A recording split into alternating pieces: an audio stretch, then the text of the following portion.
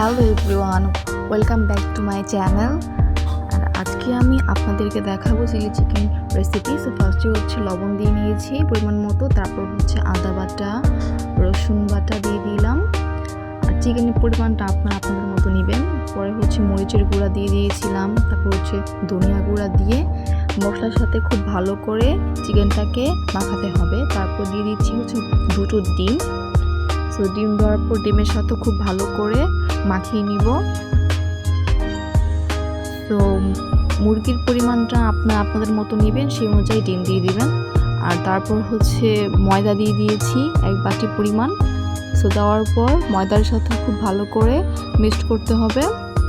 এরপর গরম তেল দিয়ে ফ্রাই প্যানে তারপর হচ্ছে এক এক করে চিকেনের পিসগুলো দিয়ে ভেজে নেব।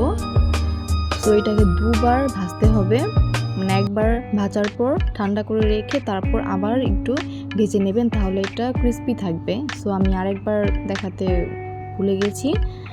তারপর হচ্ছে ফ্রাই প্যানে একটু বাটার দিয়ে এরপর রসুন কুচি দিয়ে দিবেন। রসুন কুচিটা একটু হালকা ভেজে নিয়ে তারপর হচ্ছে পেঁয়াজ দিয়ে দিবেন। সো আর এরকম পেঁয়াজ বের করা খুবই ইজি, এটা চিলি চিকেনে মানে ব্যবহৃত হয়। এরপর হচ্ছে ক্যাপসিকাম দিয়ে দিয়েছি। ক্যাপসিকামটা একটু হালকা ভেজে তারপর সস দিয়ে দিয়েছি। এখানে হচ্ছে টমেটো সস, তারপর হচ্ছে সয়া সস, চিলি সস, এগুলো দিয়ে দিয়েছি। এরপর হচ্ছে একটু ভালো করে নেড়ে পরিমাণ মতো পানি দিয়ে তারপর হচ্ছে কর্নফ্লাওয়ারটা দিয়ে দিয়েছি। কর্নফ্লাওয়ার দেওয়ার পর টেস্টিং সল্ট দিয়ে দিয়েছি। টেস্টিং সল্টটা এটা আপনি স্কিপ করতে পারেন, বাট দিলে একটু টেস্ট হয়। এই যে দেখতেই পাচ্ছেন একটা ঝোলটা একটু ক্রিমি হয়েছে। এরপর হচ্ছে কালো গোলমরিচ, তারপর সাদা গোলমরিচ দিয়ে দিয়েছি।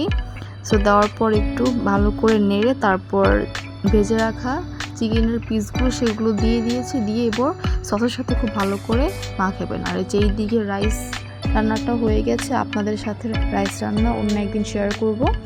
সো এই যে ready chilli chicken, vegetable rice আর হচ্ছে chicken fry.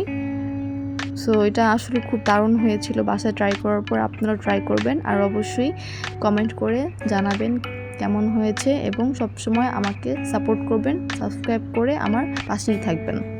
So thanks for watching. আল্লাহ হাফেজ।